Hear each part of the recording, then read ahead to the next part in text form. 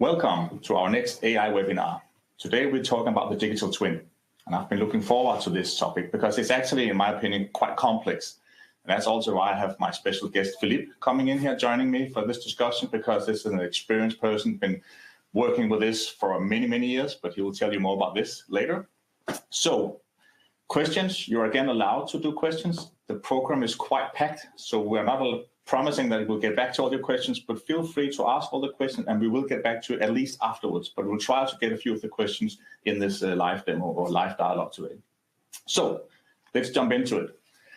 The digital twin, and even though I have a special guest here within the pharma industry, this is not just for pharma industry. The digital twin can be used anywhere, and I hope that's a little bit about the things that you will take away from this seminar, is that it can be used in so many different areas. And I will try to quickly give you this high-level view about what is the digital twin. The digital twin is a replica. It's a replica of assets, of processes, of systems. It could be even entire cities that it's a replica of. So it's a way of doing a lot of simultaneous tests, and that way involving your strategy. It could be for innovations. You could create new ideas, new concepts, and you're able to test this in a very cheap and elegant way, and finding new features, adding it to new innovation platforms, and that way building up your product or your solutions, or even optimizing your business. So digital twin is for everyone to use. Public sector, healthcare, very relevant place. Humans, replicating humans, testing medicine. We will get a little bit more into that later. Smart cities, very relevant. You can create entire cities, having that as a digital twin where you can test the environment, you can test if something happens with the extreme weather conditions, way of crowds, where are they going, train stations, where should we place them? So again, elegant way of using the technology. You can link that also to other technologies. So if you really want to go hyper in the technology space, you can add virtual reality, augmented reality on top of this, and that way moving around your city and testing your environment.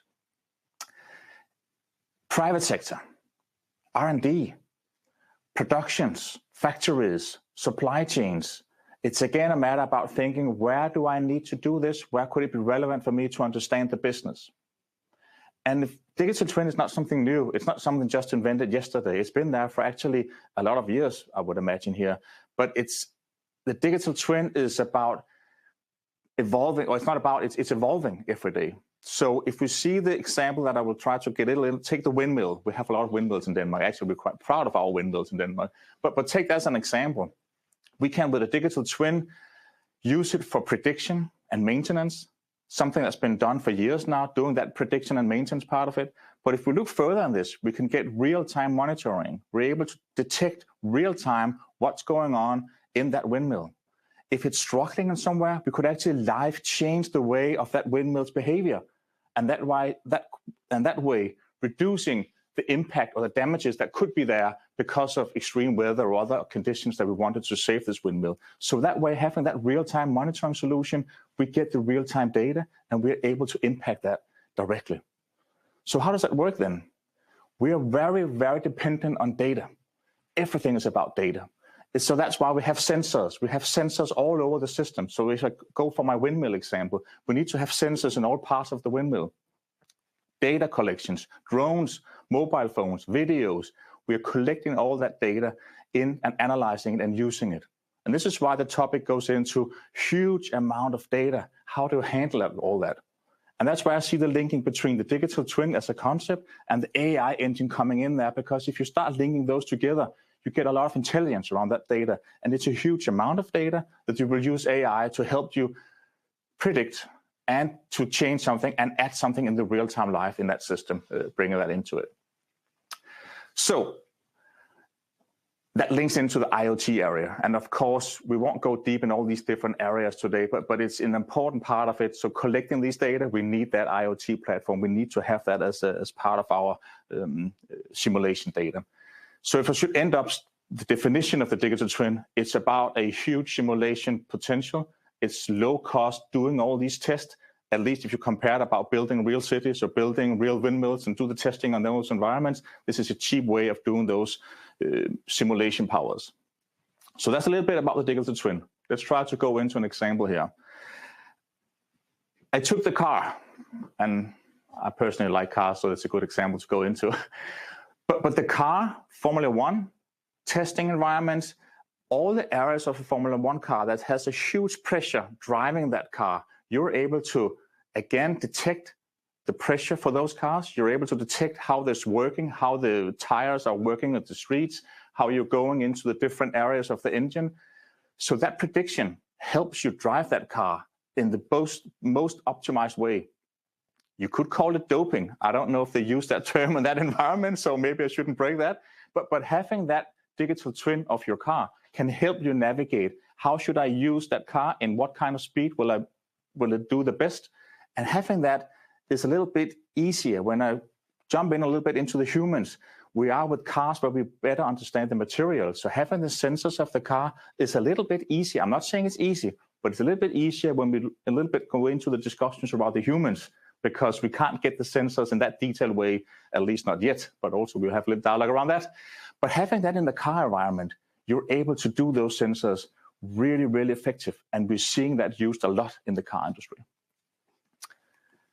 Linking it to the human. And so we started up wide on the digital twin. It can be used so many different areas. We had the example of the windmills. We went into the car as something, as a physical asset that you can replicate very easy. We're linking it now into the human part of it, which is, of course, a lot more complex. But in a world with this bodylogical solution that we'll talk further about today, it's about getting your human digital twin, getting informations, blood types, crops, body structures, getting the understanding of the human being. Having that, you get into those digital twins, and we're able to use that for testing, for example, medicine. And now it gets a little bit complex. Sorry for that, but I'm trying to get all the information for you in a quick way, linking that solution into the bodylogical platform. So now we went from high theory to where it can be used, and we're getting very close into the now pharma industry and the development of, for example, medicine. But you need data sources. So it's a huge amount of data, again, collecting that. So you're able to replicate thousands of human beings in a digital world. And those data, you need that. You need to collect that data. You need to have your engine simulating the different things you want to test. All your research and your development, you will test that into that platform. And to do that effectively, you would also, maybe not from the beginning, but you will also end up needing to have that human beings giving you live information, real-time monitoring. And I know the last part is what we're struggling a little bit about, because most of us, we don't like to have things put into our body to give all these detections. But in a perfect world, for a digital twin world at least, it would have been great if we had all these assets built into our body. We currently don't, but we have a lot of smart watches or gadgets that can give you information about your pulse, your heartbeats, etc. And that information can also be used into that, linking that together. So data sources, your intelligence around the whole logic solution, and then, of course, real-time data around your people and the humans being part of this environment is a great help of getting that structure. And this is our bodylogical platform. But enough of me talking. Hopefully you had a little bit of the high-level introduction here. What I want to spend the time today is with my special guest, Philippe. Welcome, Philippe. Thank you. A few words about yourself? Sure. So I'm Philippe. I'm a French citizen, not a Danish one, but I'm very much happy to be here. And you're real life. You're not a digital twin right now. I don't think I'm checking, but I think it's me today. Oh, that's good. Very good. Maybe you should have been better to invite my replica, but okay, I will do my best. So again, I'm Philippe. I'm leading a hand-to-hand R&D structure in pharmaceutical company that's called Ferring. When I'm saying end-to-end structure, it goes from research and discovery to late-stage clinical development. And part of my teams are fully dedicated to what we call computational sciences. So we are using digital twins for a few years now. And I think it's definitely, as you mentioned, a big help for moving forward along the research. So happy to talk and give some experiences we had with the twins. So currently, obviously, going through that, let's say, high-level introduction I gave here, we ended up in that human area. Yeah. So if I should start off in that more complex part of it, can you give a little bit of a, let's say, deep introduction around how do you have those data? How do you get those data? I mean, I don't imagine you have thousands of people going around with all kind of gadgets on you. Well, you're not so far. I'm not so far. You're not so far. In fact, the data, we can have access to what we call clinical dossier, coming from hospitals or eventually general practitioners. So we have this information. We have also what has been published, what is also in claims databases, and what is also coming from wearables and other things like that. So for us, it's to get access to this data, not only the ones that are very much framed like in clinical trials, but also what we call real world data. Because once we eventually release a service or a drug, it's not exactly matching what did happen during the clinical trials, which is a very well-framed setting, I would say. So access to the data, it's definitely critical. And also you mentioned when we start building models for moving to twins, it's the knowledge. It's about the pathology. It's about eventually an organ. It's about much more deeper layer. It can be a cell structure. It can be a protein structure. I think we can do plenty of things, replicate plenty of things today, as long as we have the knowledge in what we want to replicate. That's why I'm definitely thinking that a car, it's much more easier than a human. So you agree about that part? Yeah. The cars. And I love that slides. Did you notice, by the way, that it's not the same car? One is a Renault, the other one is a German car. You're more expert than Don't tell. So, yeah. So you have all these data then. So to back to a little bit about the complex slide, you had that left side of the data sources coming in here. When you started up your digital twin, because you also mentioned it's a few years back, you actually created, at least in Faring, view. What was the purpose? Why did you get into this? What is this? Is it a business opportunity? Is it innovations? Is it the testing? Is it what was the core purpose of going into the digital twin? Well, okay, I think you need to come back to why we are here as doctors or healthcare professionals. So the first thing is to answer to what we call unmet medical needs. So either it's about a disease, a specific population, and there is no cure, no treatment. So we are looking after identifying the right target for developing the right treatment. And it's also about determining how the disease is evolving without treatment, or if we do some twist in the evolution. So it's about discovering something, but also predicting the evolution of the disease or how the drug will play or will interfere with the disease. So just to understand, so it's also predicting coming diseases? Absolutely. Wow, okay. So it's not just about you have a disease and you want to fix that. No, and in fact, we start, building the model or building the twin, we start by what is normal. Like you, for example. Well, I trust. Okay. Finally, somebody called it. And then we plug some elements to go to the disease.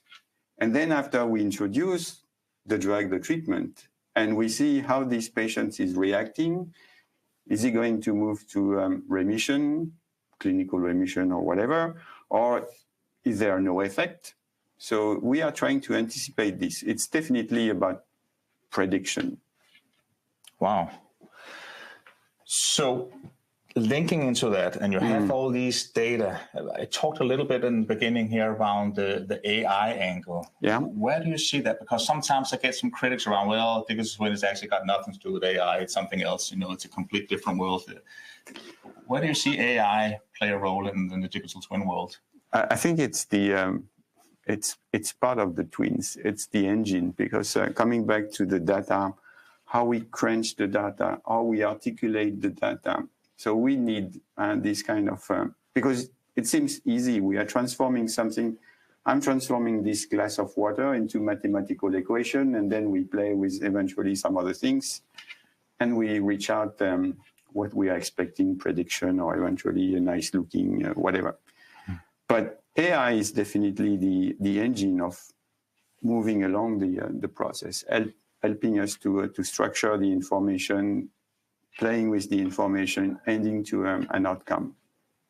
So AI, I think maybe also at one moment you want to introduce this, but data, AI, we will move also to, I think we need what we call today the quantum computer to make all this calculation faster and faster and more accurate and more accurate. So everything is very much linked, I would say, intricated. Yeah, because that was also one of my reflections when I saw about the complex areas that digital twin. It just seems like it reaches out to a lot of technology areas, and quantum computing is one of them, because you must need huge amount of CPU power to do those mathematics. we need, and I think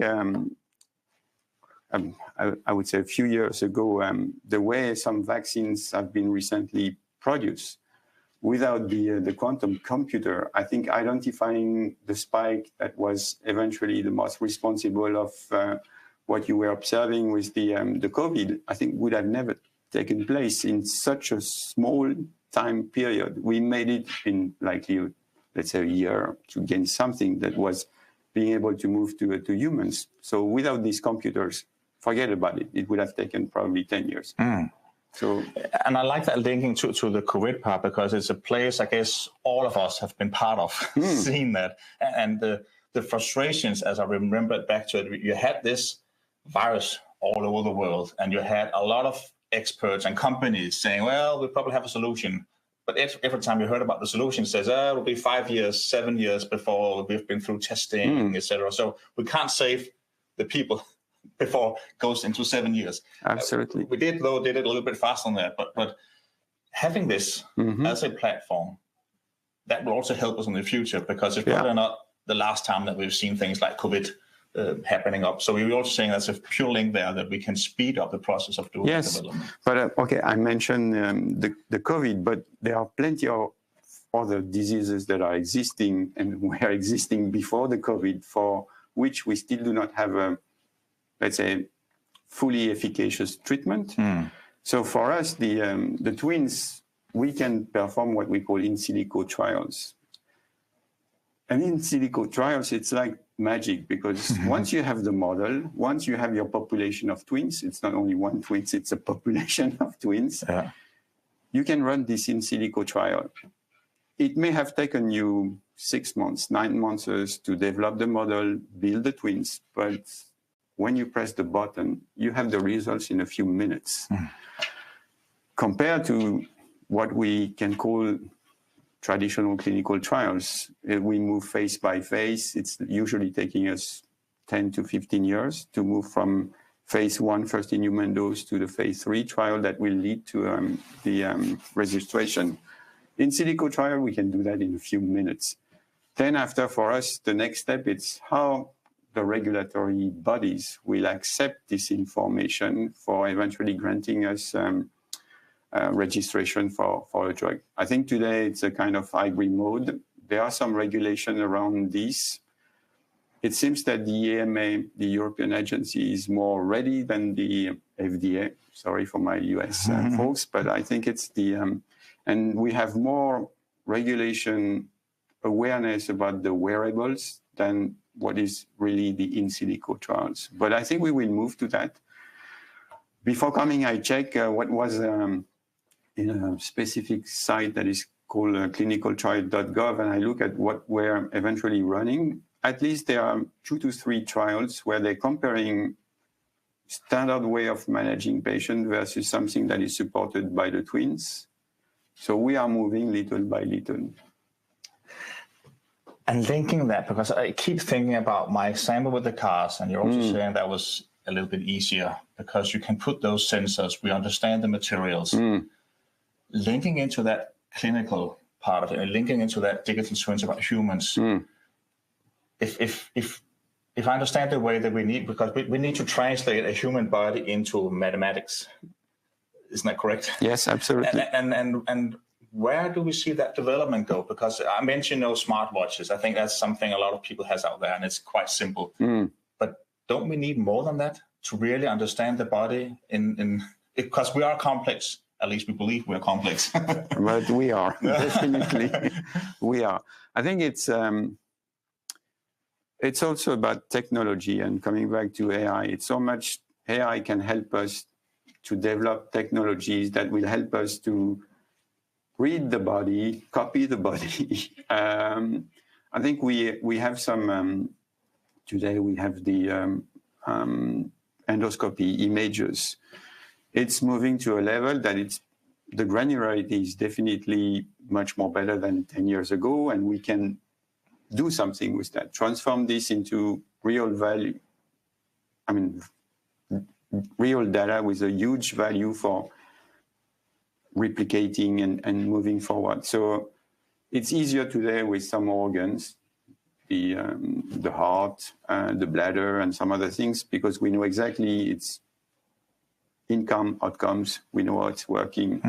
But we can go deeper. I hope that in the future, we will be able to have this kind of knowledge at a cell level, tissue cell level, protein level, how the receptors are functioning. And so we will be able to replicate this. So it's about technology today. It's how we get this information. We have some information from your smartwatch about your heartbeat, or eventually the number of steps you're doing and other things, which is helping in some situation for determining what might be the behaviors, the reaction of people in some situation.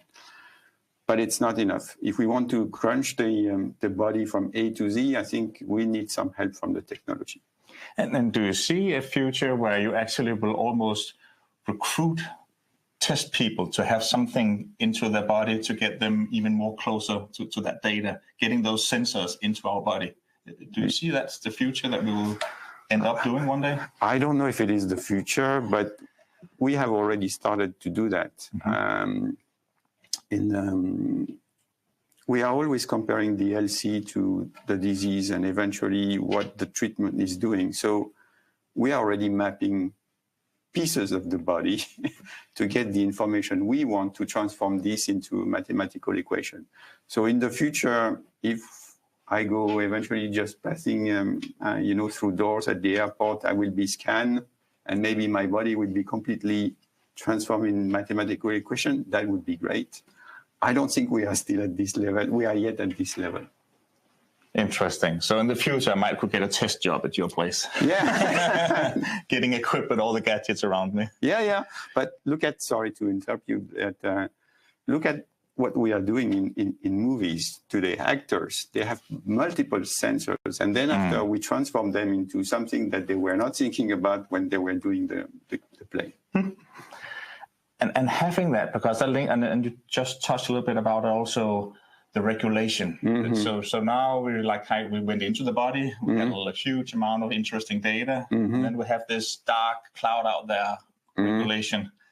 How do we navigate in this? And does that currently constrain us, or is it it's okay the way that they're trying to help us also protect us as a human being? Absolutely. I think it's probably the ethical aspect is probably the biggest point to look at in the future. I don't see this as a constraint. I think it's the way to structure what we are doing and how we should manage the data from the people. Today, it's different in the US from Japan or from some countries in Europe. I think we will have to move into something that is much more homogeneous. But I think it's going slowly. Probably I think in 10 years from now, we will have a full knowledge and regulation about which data we can use, how we can use them, how we can involve the patients. I think it's important to respect people and ask them if they want their data to be used, and also how we store this data, because, we can use them for one shot, one experimentation, but if we store that into a data bank, how long, for what, can we use them for another project? I think this today, it's not written in the stone, so I think we should wait a bit. And I see that the regulation, it seems like it's getting a little bit complex because you get regulations from all kind of areas. You have GDPR, you have AI Act, you have probably almost, I'm not a clinical expert, but you have different angles that will kind of even make a conflict in some of those areas. No, you're right. I mean, I was mentioning earlier the wearables. I mean, the FDA, the EMA, they have produced texts, and it's likely very much clear, I would say. It's not the case for the artificial intelligence, the in silico trial, some other things. So we will have to bridge all these aspects at one moment or another. Also, you have the health authorities, but you also have to think about the governments. And in some countries, policy are not well adapted to what we want to do. So there will be some connection to create here in the future.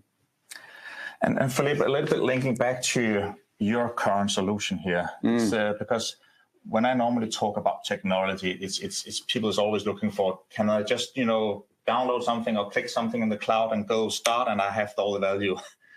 Is it that simple with the digital twin? At the end, yes. In the end, At the end, yes. Because I remember your final result was, and then testing is just a few minutes. Yeah, no. So at the end, when the project is on the table, it's definitely like magic. Yeah. But before getting that magic, you have to work. And usually, I would say, average, it's about 6 months to have the model, and eventually 6 more months to have the twins population develop in a way that we can use it with the adequate platform for running the in silico trial. So it's not obvious, it's not immediate. And also we are coming back to which data we want to use and where are the data, how easy are they available. So there's this work of preparation to do before running into the equation and running into the twins. So you still see there's a need of hard work? Yes, but maybe I think we can eventually speak about what is generative AI, but maybe generative AI at one moment will help us to speed up this link between data, model, in silico, all these kind of things. So because, again, we'll come back to, when I look at the slide, I was thinking that your replica was like Matrix. I will use another movie.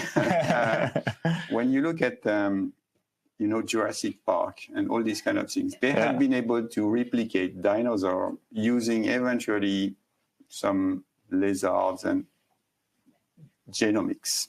So I think generative AI may help us to bridge some elements, fill the gaps we don't have yet to make the things much more performant. Wow, that gave me a complete new picture of all these Jurassic Park and the risk around that also. Yeah, something completely different. So bringing it back to the way of, I think, getting started, and you're saying there could be these areas of 6 months of getting to understand, collecting data, etc.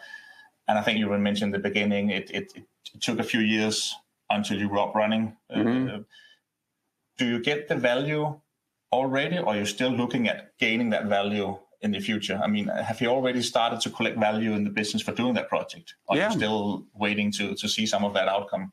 I think it's a very good point. Today, I mean, we have run several projects, and we definitely have the outcomes and the value we were expecting, either in determining subpopulation or the effect of some specific dosages for some medication, and also to determine the evolution of some aspect of the body for predicting what might be the results or the next step of the disease.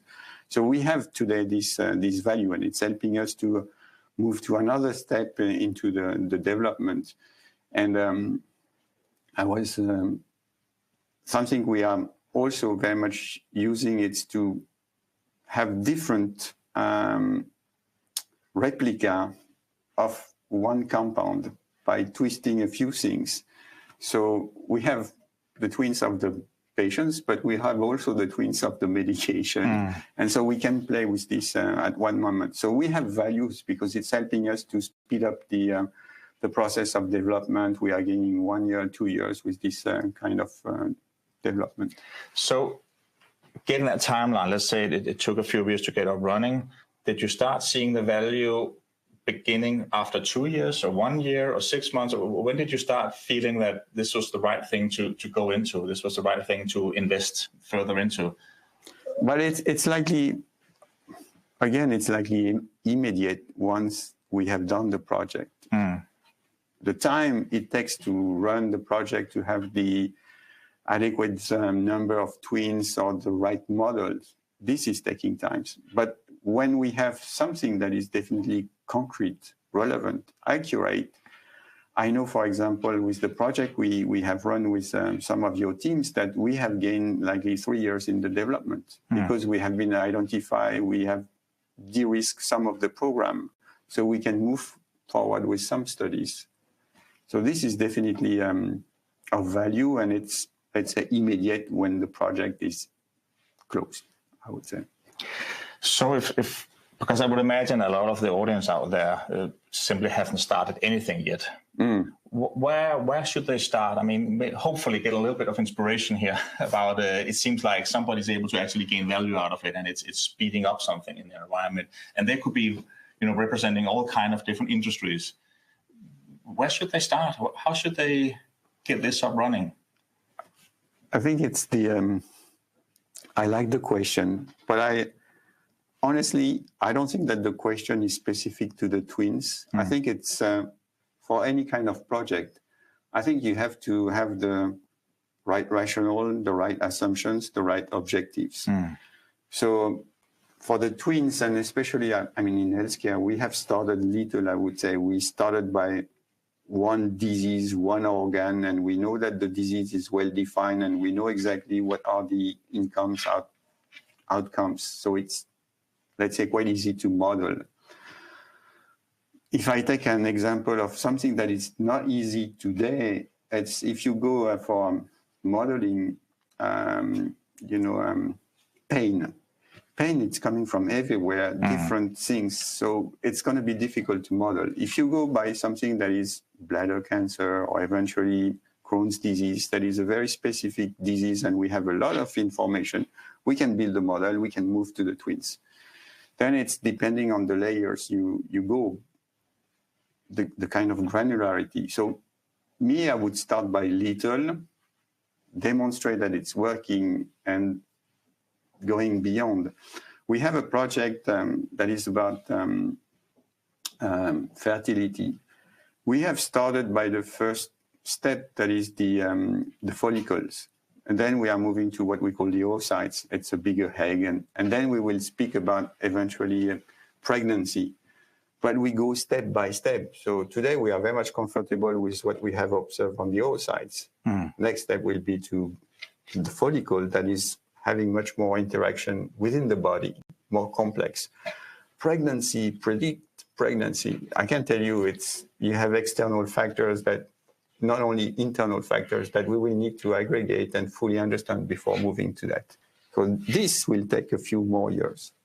And I'm just inspired by what you're telling me here. So does the digital twin, because one thing about the testing part of it, and that makes real sense also from a data perspective, but innovation, does that also trigger something here? Does it also help you innovate new things in this? Absolutely.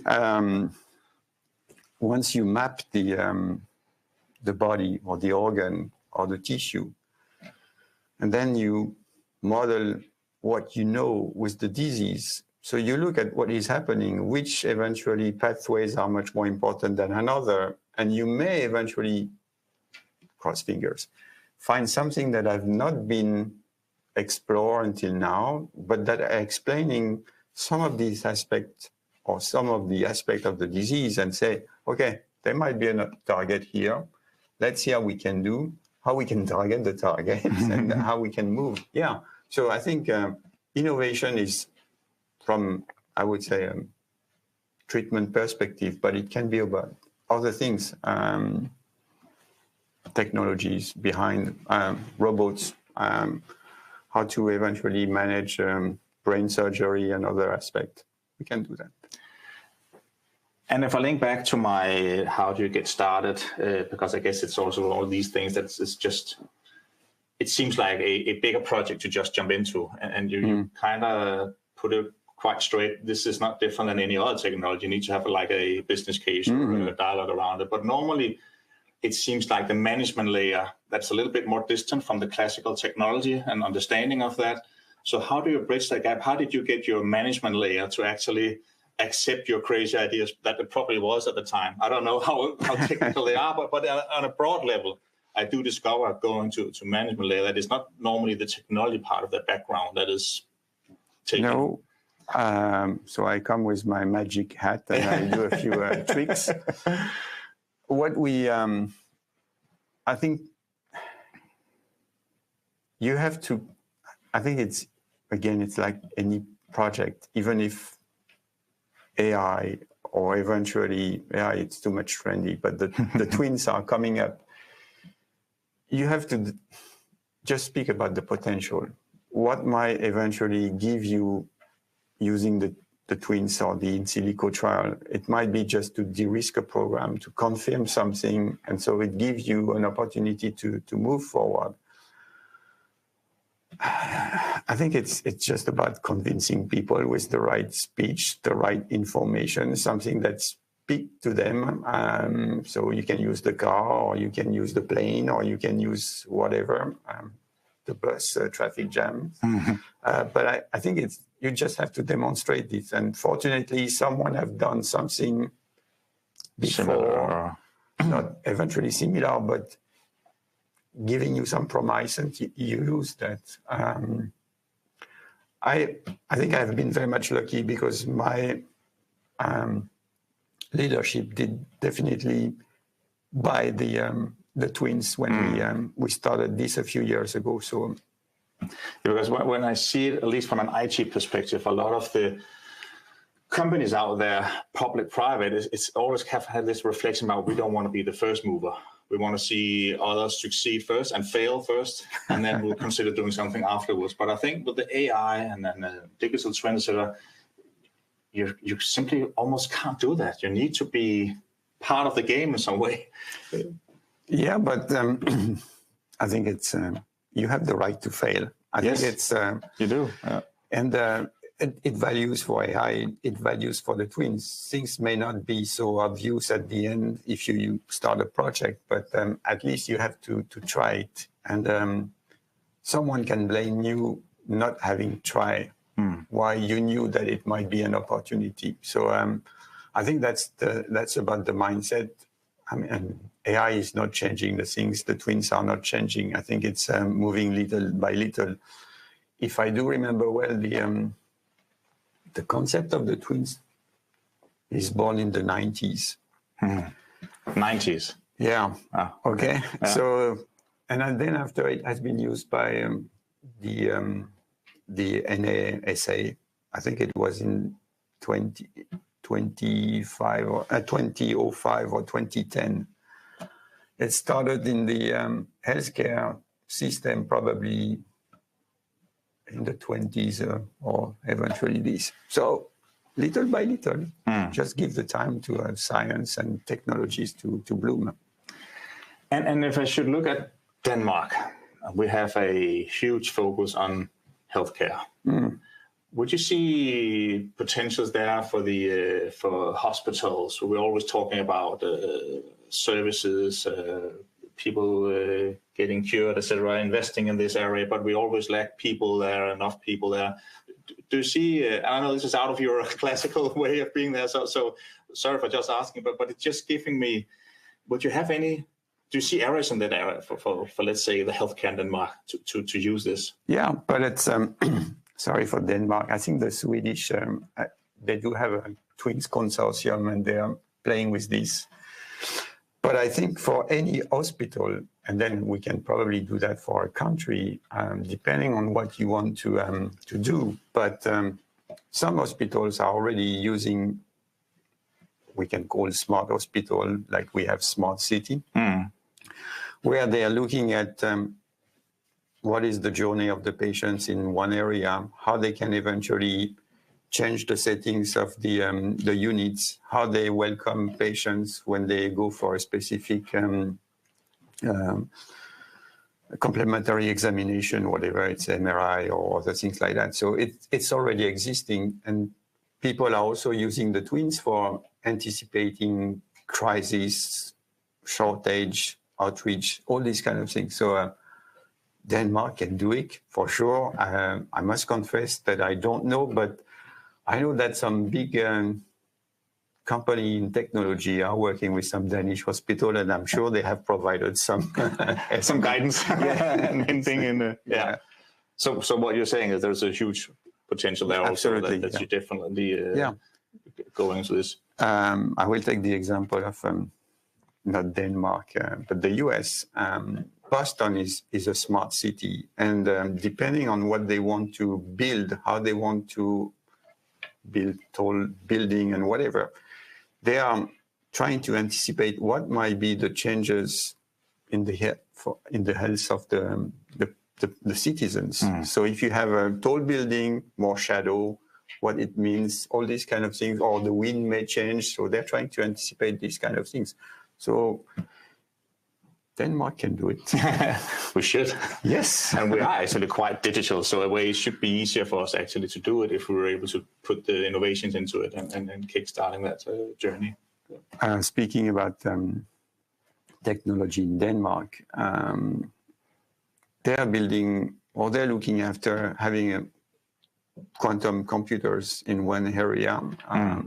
It's led by another company, so I will not say it, but it's definitely ongoing. I think Denmark is quite ahead on technology, so I'm sure they will come by something interesting. And Philippe, we're getting to the end here, but it's just, are your digital twin journey finished now? Is everything solved, or do you see a lot of more investments from Faring and from you to go further into this? Faring, I don't know.